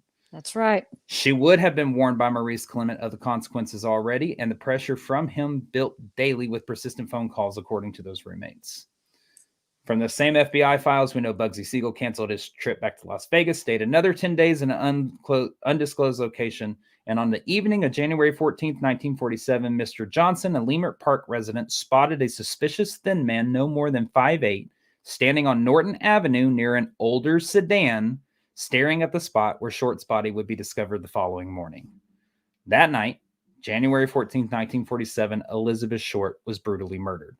Her face slashed open from ear to ear with a knife, her head repeatedly bludgeoned by a blunt instrument, her uterus and fetus removed, identifying tattoos sliced from her leg, strange cut marks made on her body, and the letter D carved in the pubic region of her flesh. Her bisected corpse was then transported to a vacant lot near Jack Dragna's home to be displayed, not dumped, as a sign of the ongoing Bugsy Siegel and Jack Dragna feud. Not only would Norman Chandler's problem of extortion be solved, but a message could also be sent to Jack Dragna at the same time. That's my theory. Okay. And it gets even weirder the further we go with it. Because neither the police nor the media ever linked Bugsy Siegel or the crime syndicate to Elizabeth Short's murder. In the years since, however, John Douglas, a renowned FBI expert in analyzing criminal behavior, conducted a thorough investigation into the Black Dahlia case. Through his expertise in criminal profiling, John Douglas played a crucial role in cases like the Son of Sam, Green River Killer, Trailside Killer, and Tylenol Poisoner. And while analyzing the Black Dahlia case, John Douglas reviewed inquest documents, FBI reports, and published case history, but was not given access to the sealed or supposedly, quote, lost autopsy report. John Douglas' observations were also made in 1999. This was a few years before the Black Dahlia files became available through that archival process. John Douglas observed that the photos of Elizabeth Short's body showed an incision on the abdomen that appeared to be consistent with a hysterectomy, stating, quote, a vertical incision that looked like a hysterectomy incision was between her pubic area and navel. He questioned if the murder could have actually been categorized as a pathological, quote, lust crime or sexually motivated homicide. He found discrepancies that didn't quite fit the pattern of a lust crime. Typically, lust crime killers show a lack of planning, disorganization, and tend to repeat their crimes in a similar manner. And this is not the case with the Black Dahlia murder. He made the observation that there were no other cases with similar characteristics to the Black Dahlia murder, either before or after, stating, this is all him, long quote, quote, to do what he did to his victim, both antemortem and postmortem, he also had to have a house or an apartment with access to running water where he knew he would not be interrupted. So now we know the unknown subject can't have been poor, at least not compared to his victim. He had to have some money for rent as well as car expenses. And this is not the type of crime we'd expect a jealous boyfriend to commit in the heat of passion. Nor is it, to shoot down another theory suggested by some, the actions of a frustrated suitor who in a drunken frenzy went nuts when he learned that his girl was the ultimate tease or didn't have the proper equipment to have sex with him. These scenarios, or one involving a female offender, do not match the profile of this unknown subject as evidenced by this crime. Lust crime killers have disorganized personalities, yet this unknown subject was able to imagine, plan, and carry out this time-consuming, complicated crime. For this so the reason, lesbians are off the hook. Yeah. Okay, because he was people were saying the lesbians got her. Leave the lesbians alone; they're fine. Leave them alone. They didn't kill her. Well, finishing his quote, he says, for this reason, we'd expect him to have some criminal history before his encounter with Beth Short. You don't just jump into this kind of thing without some criminal evolution and development. End quote. The whole thing's his quote. So yes, the lesbians are off the hook, though. Yes. Yeah, because there was all not this, a female killer. Sorry. Not a lesbian lover. Other one, yeah, that whole theory that you had said that they were actually entertaining at one point, that doesn't make sense to me. That there was never any speculation. Yeah, that was a shot in the dark to get the heat off of them because they were feeling all this immense pressure. So they're just like, oh, it had to be a female killer because she didn't have her bags with her. Therefore, it had to be someone she was sexually attracted to that was a woman because she also had infantile sex organs. Yeah. Well, yeah, that was the whole thing, that didn't have the proper equipment to have sex with them. They also said she had infantile sexual or reproductive organs, which is not the case. A lie. It's all bullshit. It's all made up bullshit. Anyways, sorry, I get heated whenever I talk about that. That's okay. We're gonna go at this. We're gonna figure this out. Well, continue on. Based on the available information at the time, and assuming there was only one person responsible for the crime, John Douglas successfully created a coherent profile for the main individual involved in Elizabeth Short's murder. Regarding the unknown individual, also known as an unsub, John Douglas described them as follows. Pay attention here, Shelley. There's going to be a quiz. The unsub was a Caucasian man, likely in his late 20s or older, who had completed several years of high school education. This unsub was a solitary figure and unmarried at the time of the crime. Their profession involved using their hands, and they were skilled with a knife. Prior experience dealing with call girls and had been involved in violent incidents before. The unsub exhibited obsessive-compulsive tendencies and was determined and calculated in their actions. The unsub was a heavy drinker and may have been addicted to drugs. Previous arrests for either murder or assaulting someone with a gun or knife. The unsub may have been experiencing significant personal or financial stress at the time of the crime, which could have provoked them to anger after hearing derogatory remarks from Elizabeth. The combination of drugs and stress fueled their homicidal rage. So my question to you, does that sound like anybody we've presented so far in this damn story? Sounds like a damn mop hit. Sounds like Bugsy Siegel. You would be correct, because Bugsy Siegel was around 40 years old when the murder occurred and had dropped out of high school during his sophomore year. Bugsy was divorced in 1946 and had been having contentious arguments with his girlfriend, Virginia Hill. He was proficient in using a knife and had previous arrests for both murder and assaults with guns and knives. He also displayed obsessive-compulsive behavior, was determined and calculated in his actions. Bugsy was a heavy drinker. He had previous arrests for both murder and assaults with both guns and knives. Siegel was also under significant personal and financial stress at the time of the crime. Because he's losing the mob's money real fast. Yeah, that flamingo fiasco that we talked about in the last episode. Yeah. This made him, he suffered from a highly agitated mental state at the time. This made him prone to murderous rages and paroxysms of violence. It was characteristic of Siegel to pistol whip his victim before inflicting fatal injuries to their face. Yeah, that's almost verbatim what the unsub profile says. Well, How much I like my FBI profilers. I love them. Well, John Douglas believed that the mutilation, here's your answer to this, the mutilation of the victim's body reflected both intense anger and a deliberate attempt to avoid identification. He explained that the washing of the body was likely done to eliminate forensic evidence, while the severing of it made it easier and less noticeable to transport. John Douglas suggested that the higher risk of being observed during transportation may have occurred near the actual murder site rather than at the vacant lot where the body was ultimately disposed. Now, unaware that the discovery of Elizabeth Short's remains was in a vacant lot on Norton Avenue near Jack Dragna's home, John Douglas noted this intriguing fact. He's questioned why the remains were left in the weeds there.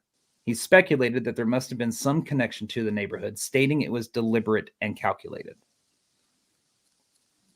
Also, the fact that the body was found near Jack Dragna's home suggested that Dragna was not personally involved in the case. I mean, you're not gonna shit in your own backyard. Yeah, let's face it. Yeah, mobster isn't gonna and plus two, serial killers in general. If anybody's still thinking it was a serial killer, they tend to hide their bodies. They don't want to be found out, or else they can't do it again if they're caught. Mob members put crap on display to send a message. Yep.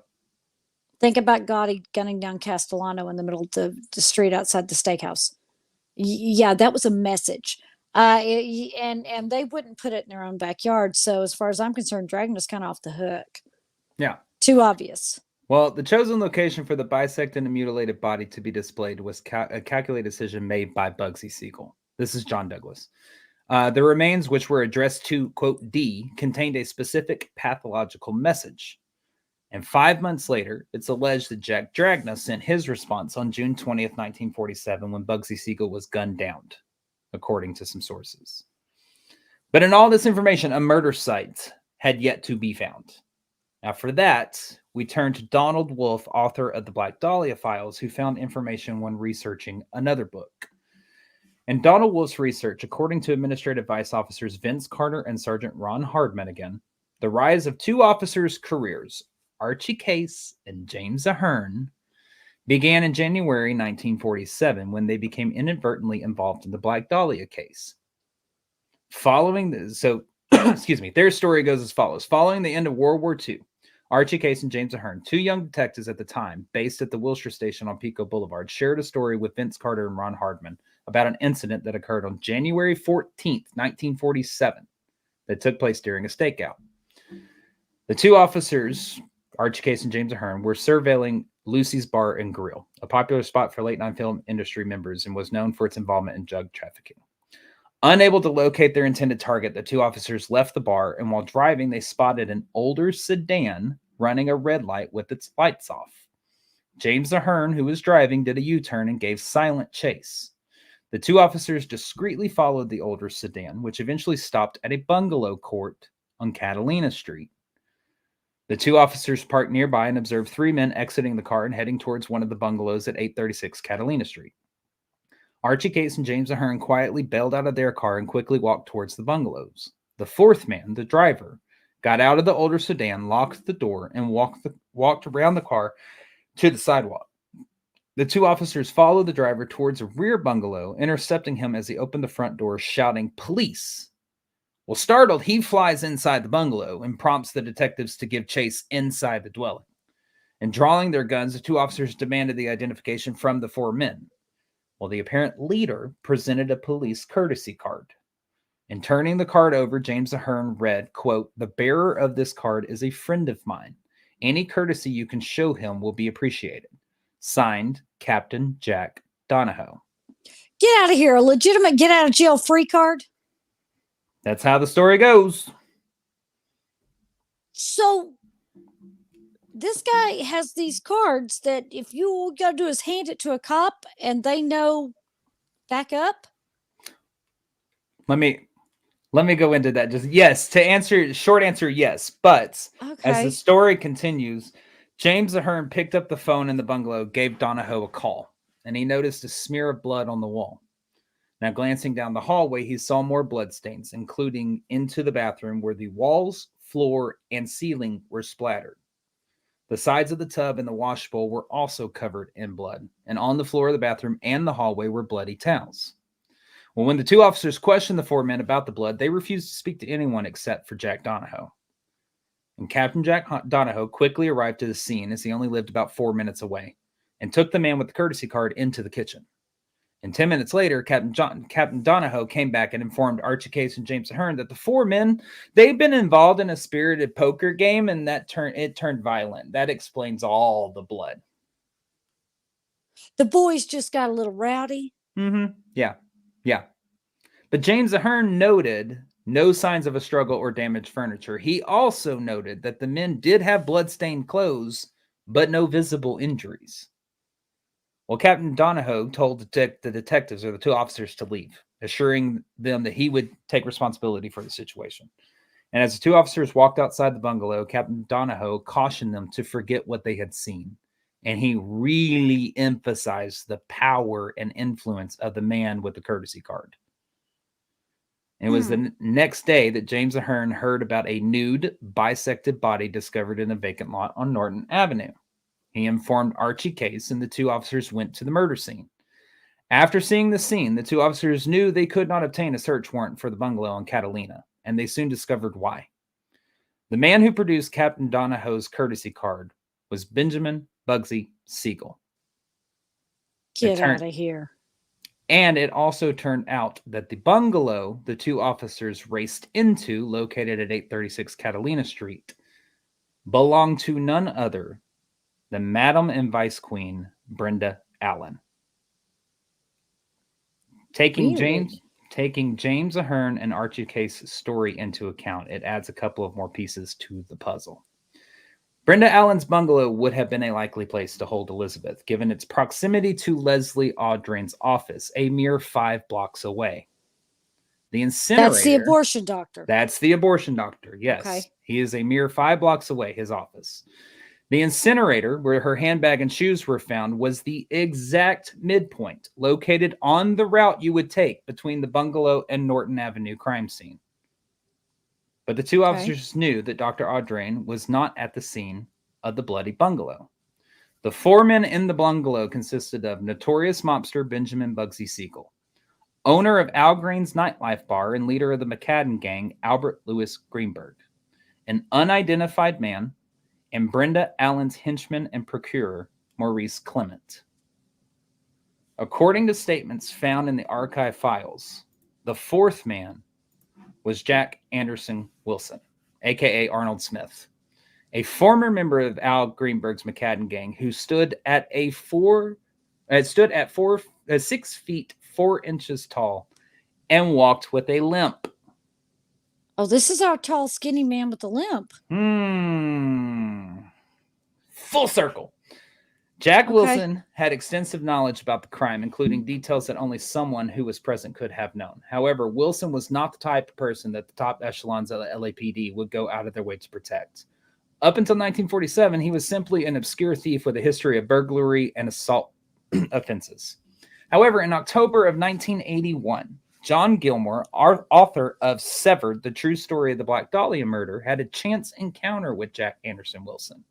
In his encounter, he noted in his notes his height and his pronounced limp. Jack Wilson claimed to have met Elizabeth through a former member of the McCadden gang and more than likely at Al Green's nightlife bar because Elizabeth, as we discussed in previous episodes, frequented there as well. Over several meetings in the fall of 1981, Jack Wilson provided John Gilmore with increasingly detailed information about Elizabeth's murder, even explaining that slash marks across her face were not done in a bathroom. Disclaimer here, but pulled your warning about what I'm about to say. Pulled verbatim from the Black Dahlia files by Donald Wolfe. His graphic and descriptive explanation of the post-mortem activities in his own words went as follows. Do I need to take out my earphones? Maybe. Okay, go ahead. It's going to be bad. Okay, I'm with you. Go ahead.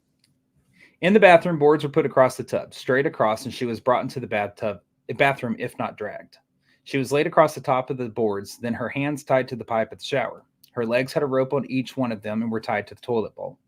The idea was first cutting off the legs at the top of her legs, but then this would have to be done twice, so the decision was to separate, to cut her in half. That way to move the two parts easily and transport her. Her middle was over the tub and the boards were widthwise, so she was open at the waist and back, so the cut was across the middle, pulled tight like she was, so it could go clean through and leave her body opened. There was some trouble going through her backbone. When the one board was removed from underneath her rear part, that low section went into the tub, but hanging at an angle and drained in this manner. The same with the top half, which hung down into the bathtub. And there were marks made on the body's back, the upper part where it was against the faucets. Both sections of the body drained in this manner as leaning. You could say laying down at the incline into the bathtub. But the bottom section, the hips and these parts of the legs, was leaning against the slope of that part of the tub, but the upper part was straight up and down. She stayed in the tub, and the boards were taken down and out back, and the boards and stuff were put in an incinerator. The body was in the bathtub that night. The tub had been filled with water. The water was drained, and it was filled again, and the body was in the water the whole time. The body was also cleaned. Mops and rags were used, and these things with the boards went down and were put in the incinerator and lit on fire. There was an oilskin tablecloth off the kitchen table, but it wasn't enough. So there were these curtains and a shower curtain from the hall there by the pipe. The cement bag was on the floor of the trunk. She was put into the trunk of the car and then drove until the place was reached that he could put her out of the car. The top section was carried by the arms held up like this and put down on the ground, and the bottom section was on the bag and put down that way. The body was put down in this manner. The bottom section was moved by one leg this way, more away from the sidewalk, and then the top part was picked up again and put in order. The shower curtain and the tablecloth were left in the trunk of the car, and then these were put into a storm drain. There was nothing of the clothes that was not cut and burned except the shoes and the purse. The pocketbook was on the floor in the car on the floorboard, and it was put in the incinerator. That was the cafe. It was just around the corner and not too far if you go around the corner and up on Crenshaw. That's all him. That's verbatim what he tells John Gilmore when he's being interviewed for the book that John Gilmore is writing in 1981. And refresh our memory, who is this he that is telling everyone this? That is Jack Anderson Wilson. That is the fourth man, the unidentified man that was in the bungalow with Bugsy Siegel, Al Greenberg, and Maurice Clement. Okay. Well, criminologist Larry Moncrief, he's a former police officer and instructor at the Police Academy in Modesto, California. He reviewed and studied the full 81-page transcripts of Gilmore's conversation with Jack Anderson Wilson. Larry Moncrief concluded that Wilson's statements have the ring of truth. Despite his frequent intoxication during the interviews, I am throwing that out there. He was intoxicated, but sometimes you got to be drunk to spill your guts and tell a horrible secret. Yeah. Jack Wilson seemed to understand the innermost thoughts of the killers and expected John Gilmore to understand as well.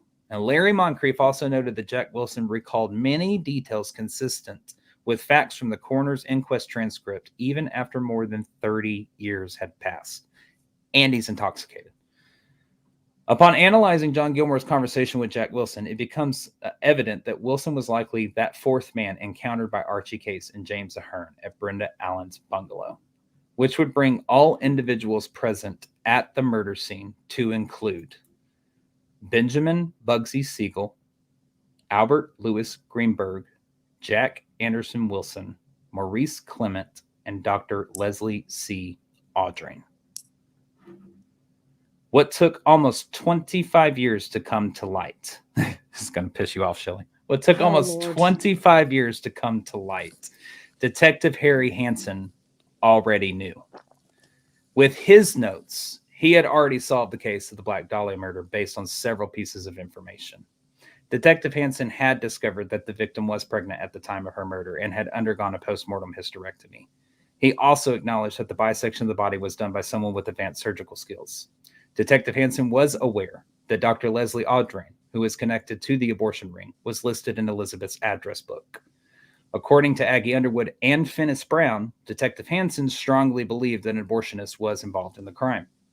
And he pushed for an indictment for Dr. Audrain, but Chief Harrell blocked his efforts. Hansen also questioned Maurice Clement, who was suspected to be involved. The grand jury files indicated that Maurice Clement was very high on the suspect list, and Detective Hansen, along with Sergeant Stoker, knew that the victim worked for Brenda Allen. The two detectives knew that Brenda Allen's illicit business was under Bugsy Siegel control. Both Hansen and Stoker understood the significance of the body being found near Jack Dragna's house. And they also both realized the significance of both Bugsy Siegel and Dr. Audrain dying before any further progress could be made in the Black Dahlia investigation.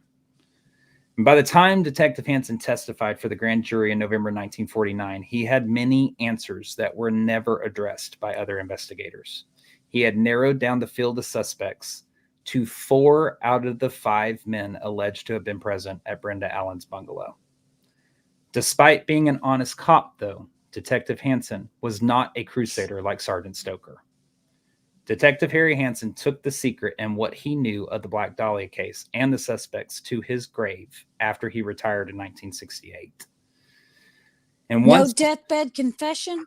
Nope. No, I knew it was him all along? Nope. No, let me tell you what really happened? Nope. Well, then he's just as guilty as the rest of them are. You don't know the reason why he couldn't say it. You never know. I don't know. If you're dying, who cares? That's I'm going to go either way. Yeah. Well, here's this is the part that pisses me off about this story. Once Detective Hansen retires, the case gets passed down to Detective John St. John, nicknamed Jigsaw John because of his investigative talents. Now, St. John dismissed several newly proposed suspects, but took interest in Jack Anderson Wilson after reviewing the transcripts provided by John Gilmore. St. John believed that Jack Wilson was a viable suspect. Wilson was the last remaining alive out of the 5 men and wanted to locate him for questioning. St. John had concluded that within the transcript, Jack Wilson was using a fictional man named Al Morrison as a smokescreen to conceal his involvement. saying, quote, his reference to the others are in the form of this other guy supposedly telling Wilson these things, which is actually Wilson telling Gilmore. It's the old story of let me tell you about what happened to this pal of mine, when it's actually yourself you're talking about. I'm asking for a friend. Yeah. I'm asking for a friend. Exactly. Yeah, St. John knew that Al Morrison was a decoy. So John Gilmore worked on another meeting with Jack Wilson, while Jigsaw John got mugshots from an arrest in Oregon. Now, the rap sheet for Wilson that came along with the mugshot now consisted of numerous robberies, assault, along with a lot of petty crimes. So he had grown, I guess, in his ways a bit. Through his rap sheet, Jack Anderson Wilson proved to not only be Jack Anderson Wilson, but also Grover Loving Jr., Hans Anderson von Cannon, and Arnold Smith. He had a lot of aliases, too. A lot of aliases. St. John came to the realization that Jack Wilson had to be involved in the murder of Elizabeth Short after extensively reviewing the case files and consulting with other detectives. However, John Gilmore made the mistake of leaking the story to the news about their new hot suspect. Of course, made the mistake, really? Did nothing but make Wilson apprehensive, and it pissed off St. John. But so St. John, he was like, look, you got to get another meeting with this guy. We got to get something on tape. I need more testimony. And he's like, all right, I'll do it. But before that could happen, the case against Jack Anderson Wilson went up in flames. Wilson, the last remaining suspect, was in room 202 at the Holland Hotel when a fire broke out and engulfed the room. Firefighters arrived at the scene and found Wilson's body completely engulfed in flames. The fire in room 202 was the only one in the hotel, and it was so intense that it took firefighters 35 minutes to put out. The fire captain described the scene as the walls and ceilings being burned away, exposing the underlying structures. All the furniture in the room, including the wardrobe and the bed, were completely burned. The cause of the fire was not determined, but arson was seriously suspected due to the intensity of the blaze. You don't think? Arson investigators suggested that Wilson's death may have been intentional. So went the last remaining suspect of the Black Dahlia murder. Get out of here. One fire in a single room, so hot that it burns this guy up. Get out of here. Yeah, it was arson. It was murder. Yeah. I'll say it. It was murder. Come get me. Yeah. Somebody murdered him. Additionally, though, it was discovered in the footnotes of the Wilson-Gilmore transcripts that Jack Wilson had actually mentioned 2 different murders in his interviews. One murder being the brutal Elizabeth Short slaying, the other being the murder of Georgette Bauerdorf. Now, if you recall, in her murder, she was the one that had the cloth shoved down her throat and found in a bathtub. If you recall, a witness in her murder, if you recall, saw a tall man with a limp bothering Georgette at the Hollywood Canteen the night of her murder. According to files, Wilson had been in the Army in 1943 and discharged following a leg injury that left him with a pronounced limp. In 1944, that's when he was discharged. The Bauerdorf murder took place in 1944. The hotel where Jack Wilson occasionally stayed in 1944 was located at Sunset and Wilcox, just opposite of the Hollywood Canteen where Bauerdorf worked. Aggie Underwood stated that on the night of her murder, a witness had described, quote, a tall man with a limp getting out of Georgette's car when it was abandoned. Georgette's car was abandoned just 6 blocks from Jack Wilson's mother's house. Jack Wilson, at 6'4" would have been tall enough to reach the light bulb above Georgette's front door to be able to unscrew it. And the nail in the coffin for this was the connection that Jack Wilson spoke of in the Bauerdorf murder, was the knowledge of the cloth being shoved in her mouth, which was noted as the cause of death for Georgette Bauerdorf. 2 unsolved murders, damning evidence from one last remaining suspect in each, now dead through arson. Even almost 30 years later, it seemed the loose ends of these murders was still being taken care of. Both murders still sit in the unsolved cold case files of the LAPD. After the revelations of bribes given to LAPD officers by the criminal underworld became public knowledge, Governor Earl Warren appointed the California Crime Commission to investigate the infiltration of criminal elements in Southern California. Chief Harrell resigned in August 1949 and was replaced by Chief William Parker, which has its own interesting story. Captain Jack Donahoe retired early and eventually passed away on June 18th, 1966, with a glowing eulogy in the Los Angeles Times. Norman Chandler. Listed as cause of death, suicide. Single gunshot wound to the head. Allegedly. During Chief William Parker's reign, many of Herral's former underworld enforcers were transferred or retired, except for 2 officers. James Ahern and Archie Case. According to Administrative Vice Officer Vince Carter, Archie Case and James Ahern played a significant role in the complicated history of the LAPD. These 2 officers were also influential in the police commission's selection of William Parker as the new chief. In a very brief summary, I do have a point where I'm going with this. In a very brief summary, Lieutenant James E. Hamilton, a close associate of Chief William Parker, secretly investigated the police commission to find any issues that could jeopardize Chief Parker's position. Hamilton noticed that Norman Chandler and a member of the police commission, Miss Curtis Albro, frequently spent time together. As a result, James Hamilton started monitoring them. Once he gathered enough evidence of their intimate relationship, Hamilton took action. Unaware of the surveillance against him, Norman Chandler announced in the Los Angeles Times, prior to Chief Parker's selection, that Thad Brown would be the new chief. He noted a formal vote was pending in the agreement of 3 out of 5 police commissioners. However, before the official vote took place, Norman Chandler was informed about the existence of the tell-all article being written about him and Mrs. Albro. Should Thad Brown be appointed, this article would be published. And shockingly, Miss Albro passed away on July 29th, 1950, and 4 days later, the vote swung in favor of Chief William Parker. With William Parker as chief, James Hamilton was promoted to the position of Chief of the Gangster Squad. Under Hamilton's leadership, though, the name was changed to the Intelligence Division. The corruption didn't change, just the name. Archie Case and James Ahern became Lieutenant Hamilton's favorites, and they spent the next decade digging up dirt on film stars, politicians, and studio moguls. These 2 officers were assigned as security and drivers for the Kennedy family when they were in town. And Robert Kennedy operated from James Hamilton's office. A close relationship was formed. So much that Administrative Vice Officer Vince Carter and others confirmed Archie Case and James Ahern had accompanied Robert Kennedy to Marilyn Monroe's house on the night that she died.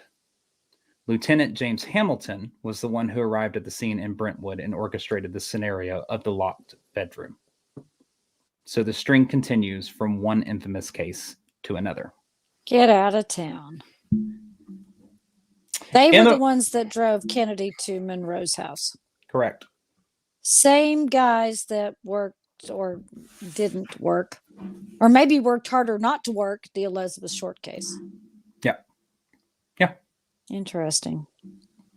Well, in the world of unsolved cases, none captivate public interest quite like the Black Dahlia, a chilling mystery that has fascinated people for decades. As the puzzle continues to be built and we as a collective delve further into the riddle, we continue to uncover the complex network of corruption that existed between the LAPD and the criminal underworld. Numerous alternative theories have been proposed over the years, quietly floating amidst a sea of speculation. These different theories usually consist of daughters and sons accusing their own fathers of being meticulous and murderous slashers and serial killers. However, out of all the information I have read, including several of those books and their sequels, none seem to hold the weight like the theory that has been presented in the past 3 episodes. I know that this theory, among the many others, is open for speculation and debate, and that there will be those who will pick it apart. I know that it is not the definitive nor the comprehensive account of what happened to Elizabeth Short. It simply takes every piece of evidence, interview, testimony, publication, and quote that I came across and creates a path that gets us from Elizabeth's beginning to apocalyptic end. It tells the story. I can't get through this line even when I was writing it. Deep breath. Tells the story of a beautiful young woman cut down in her prime. A girl with a turbulent journey whose only pursuit was true love and the movies. A girl who was taken advantage of by those who'd been playing the game longer than she had. And a girl who naively thought that the most powerful and lecherous elite were like the hardworking citizens of her hometown. With her back against the wall and fearful for her life, Elizabeth Short demanded compliance from those same cunning individuals while refusing their orders to comply herself. Unfortunately, this cost Elizabeth her life, and the brutality of her murder was solely the product of an ongoing war between Los Angeles mobsters. Despite the relentless pursuit of truth, there are certain facts about Elizabeth Short's case that eludes us, as her autopsy and the case file itself remain hidden from public view. Should those ever see the light of day, we can confirm the existence of this among many other theories. Over time, almost everyone connected with her perplexing tragedy has passed away. Aggie Underwood, a key figure in uncovering details of the Black Dahlia, died in 1984. Finis Brown passed away in 1990. Detective Harry Hansen took what he knew to the grave and said that his only regret was not solving the Black Dahlia case. He passed away in 1983. Will Fowler, the Los Angeles Examiner reporter, passed away in 2004, only 2 years after the beginning of the archival process of the Black Dahlia case. Yet, sadly, in our tireless quest for justice for Elizabeth Short, an innocent life mercilessly taken, we may never find complete closure. The scales of justice, unpredictable as they may be, may never tip in her favor.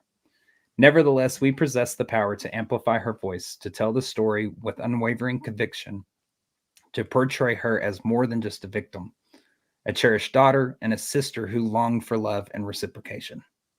In the annals of history, Elizabeth Short will live on, serving as a testament to our dedication to the pursuit of truth and remembrance. Her light will shine eternally, illuminating the path towards a future where empathy triumphs over darkness. May Elizabeth Short rest in peace. Eternally youthful. Eternally the Black Dahlia. Oh, God, let's get off that. Sorry, it's when you spend a month and a half with somebody and you're writing their story. Very emotionally invested in their story. Very. Absolutely. It becomes very personal to you. It feels like you're talking about a friend rather than this story that's plucked from the headlines at a time before you ever existed. I have to tell you, I have some theories about who is the murderer of the Black Dahlia, and they have not changed. Okay. So because I've been waiting to throw my theory out. Oh, yeah, you've been waiting like 3 weeks. I'm ready for this. So I think that she was planning on leaving. I think she had decided she was going to get out of town. I think there's no doubt about that. And the fact that she left her bags at the was it bus station, train station? The Greyhound station, yeah. At the bus station. Okay. Yeah, the bus station. So what did we learn from the Kelly Day Wilson story? A girl does not leave her purse. Not going to leave her bags, yeah. Yes, she's not going to leave her bag. She is not going to walk away from her bag. That is her connection to herself. Yeah. So if she did put them in that bus locker, she had every intention of coming back and not being gone very long. Right. And the fact that she sat in the Biltmore Hotel and kept going to a payphone, to me, that says she was making phone calls to somebody who either was promising to get her money and told her to wait, that they'd call her back or call back in 30 minutes or whatever. But I don't think she would have gone to have met a male. I think she would have gone to meet a female. I think that's the only way that she would have actually walked out of that building alone. Otherwise, she'd have probably said, come over here, come to the Biltmore and meet me here. She was comfortable enough with whoever it was. And if she had already been telling someone she was scared, she's definitely not going to meet a guy. Not a guy. That would be frightening. I think she absolutely got on the phone to Brenda Allen. I think Brenda Allen said, hang on, let me call Norman. Let me see if Norman can get you some money to get the hell out of there. You call me back in 20 minutes. Call doesn't come. She makes phone call. Maybe Brenda's like, you know what? Hang on. We're still working things out. Let me see. We'll figure out a way to get you the money. She calls back again because she was said to have made several, and several is at least 3. Several. Yeah, she made several. They saw her going back and forth. Because if it was just 2, they just said a couple. So several. So that to me says 3 or 4. Yeah. And I think that final phone call was whenever she made the call to who I'm thinking is Brenda Allen. Brenda said, come on down to my bungalow and I'll get you your money. Your money will be here. And I think she walked right out that door and she willingly walked down that alley to that bungalow, because I'm going to tell you right now, nobody grabbed her. And I say that with a lot of conviction because in that day and era, day and time, that chivalrous era, if a woman would have started to scream on the street, there'd have been a lot of big, hey, you leave that little lady alone. A lot of big dudes running up to help her because they wouldn't know her. They wouldn't know the situation. But a woman screaming, they'd have been like, what's the matter, little lady? Can we save you? So I think that she voluntarily was led like a sheep to the slaughter into her little herding, lane here and straight into this pen where she was ultimately slaughtered. Now, I do think that once she got there, I think that it was all over. I think she walked straight into the waiting arms of Bugsy Siegel and his henchmen. I think she was immediately knocked in the head.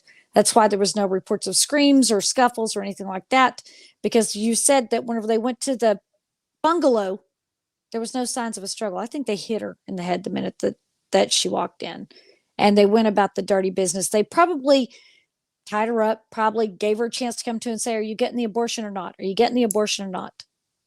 And when she refused, I think they continued to hit her in the head. That was Bugsy's thing. It's at least 2 people. So Bugsy did the violent, vicious stuff. Then when they realized that they probably hit her in the head and actually killed her, then they bring in the doctor. It's like, look, we got to get rid of her. What do we do? Probably it comes up, well, we got to cut people in half, because cutting people in half was nothing new for the mob. So I think that they said, well, let's cut her in half. That's easier to drag her out. Where are we going to put her? And once that occurred, then I think that's when they realized she actually was pregnant. I think that's when the hysterectomy was performed. And they got rid of that evidence now to send a message to any call girl or good time girl who decided that they wanted to defy the orders of what would essentially be Bugsy Siegel in his territory, even though she was Brenda Allen's girl. I think they put her right where anybody could see her. If it was used to be Jack Dragna's territory, yeah, you put it right there. Put a little heat on old Jack, especially since, he might not have been kicking up to Bugsy the way he is supposed to. Kind of like, hey, 2 birds, 1 stone. Send a message to Jack. You better get your girls, and send a message to the girls. You better shut your mouth. I think there's parts of your theory that I can get on board with. However, this is my thing.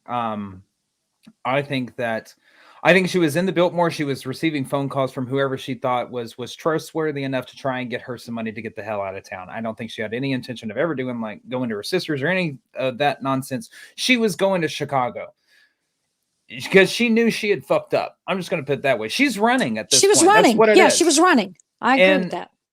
My opinion, this is where I differ from you, is because, as I said, the California Club is literally like, you got the Biltmore, a street, the California Club. I mean, that's it. They are almost literally across the street from each other.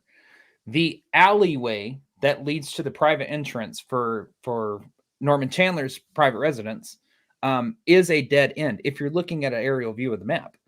Right. And so all she would have had to do is walk out. I think that the last person, this is where I'm going to differ with you on. I think the last person she was calling was Norman Chandler, because here's my reason behind it.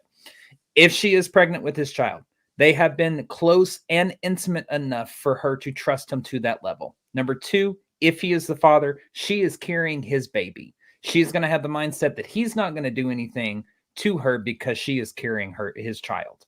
So I think that she's on the phone with him. I think the last phone call is with Norman Chandler. However, there is a 3.5 hour time frame from when Red Manley leaves her till she walks out of the hotel. She's making phone calls the whole time after Red Manley leaves, is what witnesses are saying. Several phone calls. She's also getting the paraffin wax ready. So we know she's meeting somebody she's interested in or finds attractive or something along that lines. I believe it's Norman Chandler. I think he says, look, just come to my residence where we've already basically done stuff. You know where it's at if you're at the Biltmore. It's right next door. Just come over there. I'll give you the money, and you can leave town and whatever. We'll let this whole thing go. Just don't ever contact me again. In the 3.5 hours before he tells her that, he's making the phone calls to other people saying, hey, listen, I got her coming over. I'm tired of her. She's extorting me. The moment she gets in here, we're nabbing her, and you just do something with it. And I think, go ahead. I think she walks in. I think she is surprised. I think she is attacked at that point. inside, because there's the private entrance to Norman's residence down that little alleyway. She gets inside. That's where she's attacked. They can back the car up right to that private residence, load her ass into the car, take her to the bungalow where Bugsy Siegel is staying. It is in the FBI files that he's staying in a bungalow. And nobody's the wiser. They get her into Brenda Allen's bungalow where she stays for a week. They are torturing her, trying to get her to make this abortion. And Bugsy Siegel basically loses his shit and beats the shit out of her while slashing her mouth. Yeah. And that's what ends up killing her. After that, I think once she's dead, that's when the hysterectomy is performed. Like, all right, we need no signs of a baby, so let's just get rid of it. They perform the hysterectomy. And then I think in his murderous and crazy rage, he's like, hey, let's send a message to Jack Dragna too. Saw her in half. I think that's how it went down. I think that the message actually is initially intended for any girl who doesn't want to comply. I'm going to tell you where I differ with you. I absolutely think that perhaps, again, the paraffin on the teeth and everything to look pretty. I still think it was Brenda Allen because I think Brenda probably said, hey, you know what?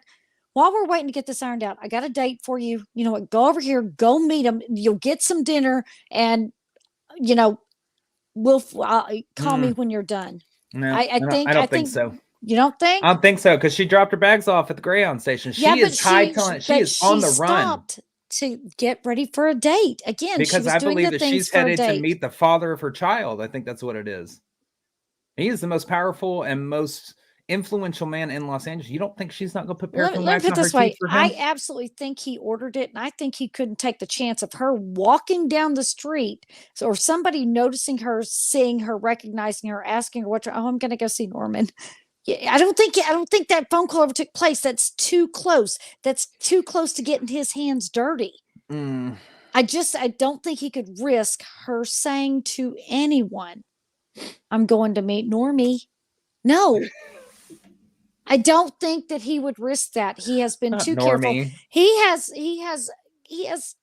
mobsters and police chiefs on his payroll. He does not have to get his hands dirty. So if he gets his hands dirty, then who the fuck cares? I made the phone call. I got her over here. Nab the bitch and get rid of her. I'm tired of her extorting me for fucking money. I'm over it. And you know what? Captain Donahoe and chief of police and shit, just go the fuck away. Your police officers don't know shit.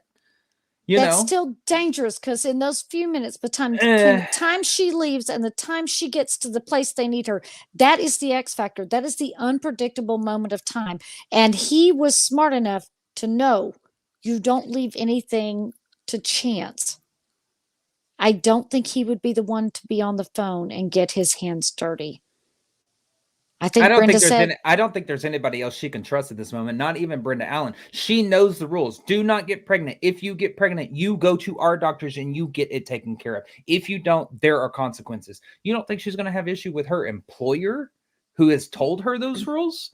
I don't think she's going to trust anybody. But I can see her going, I'm getting out of town. I'm leaving. I'm getting out of here. I just need some money and I'm going away and you will never hear from me again. I think that she has pled her case, and I think Brenda has probably said to her, you know what? Okay, all right. If you get out of town, you swear you're never going to come back. I will go get you some money.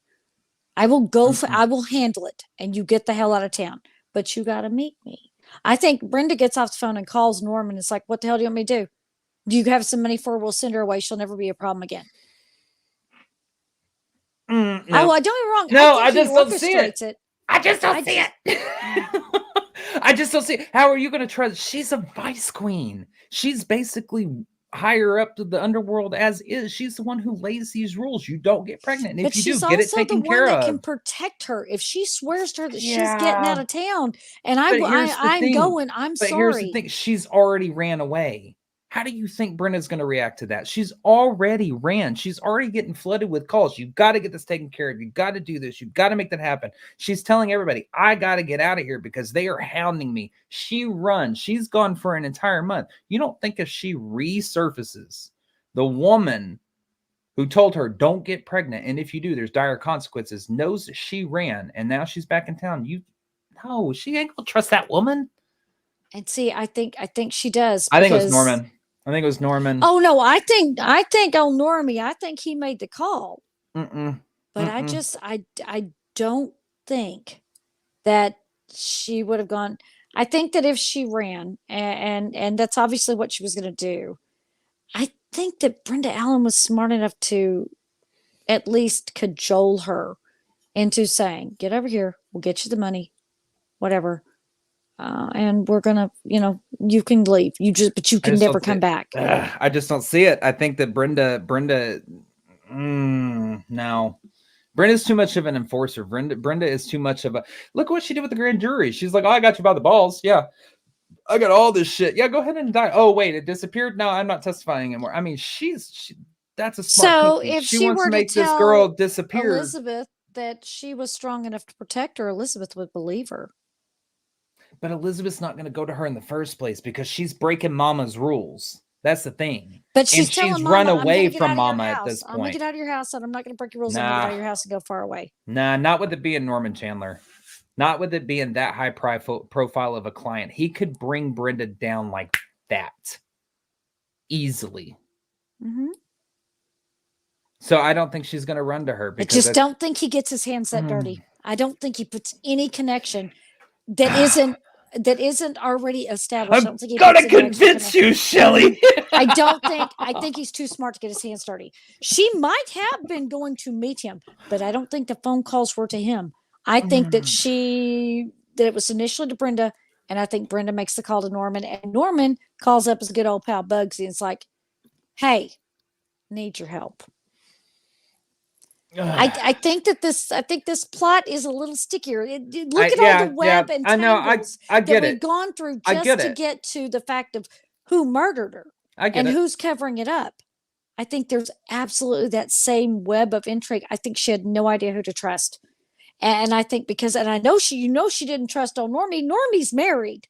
He can't be showing up with the illegitimate child. I just don't think he's going to get his hands dirty and let any other connection to him be established at all.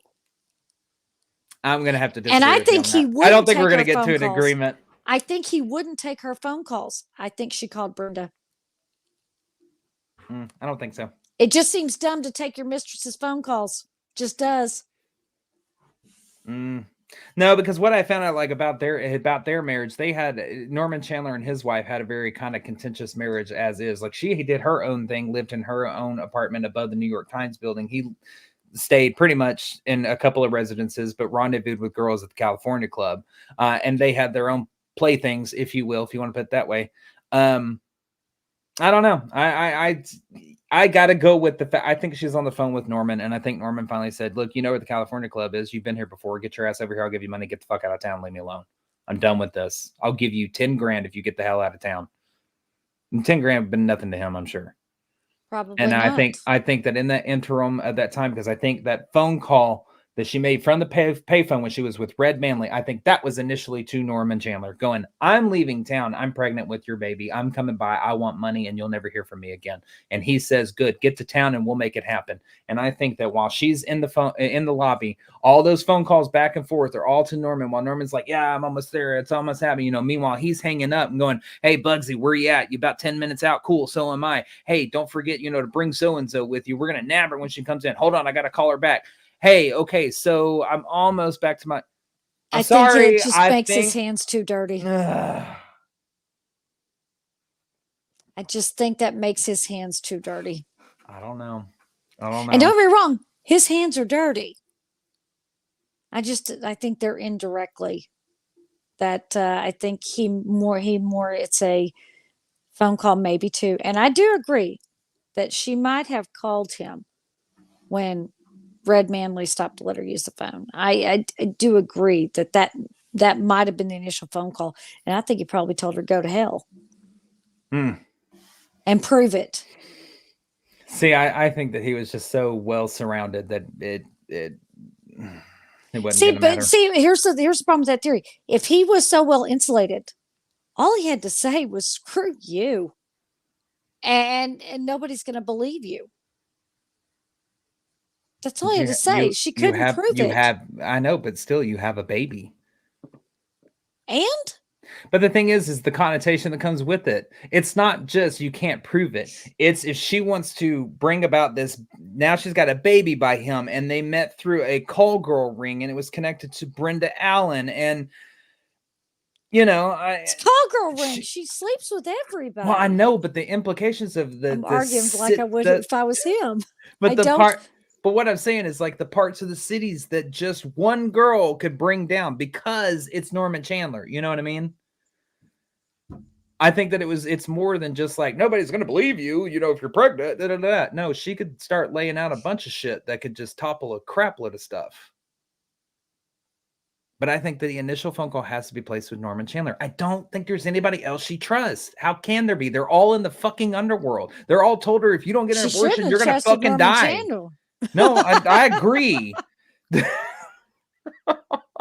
I think we are in agreement that Norman Chandler is the catalyst, the one that sets her murder in motion. Do we agree on that? That Norman is?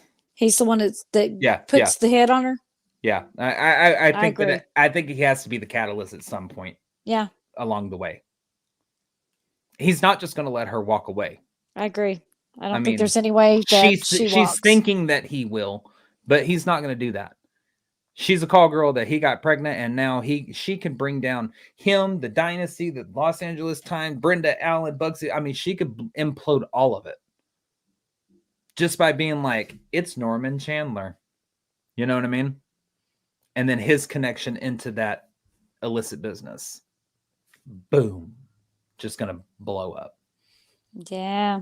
She was playing a game she couldn't win. I agree. I agree with that. So... why don't you tell them everything they need to know? I hope it was well worth the 3 episodes.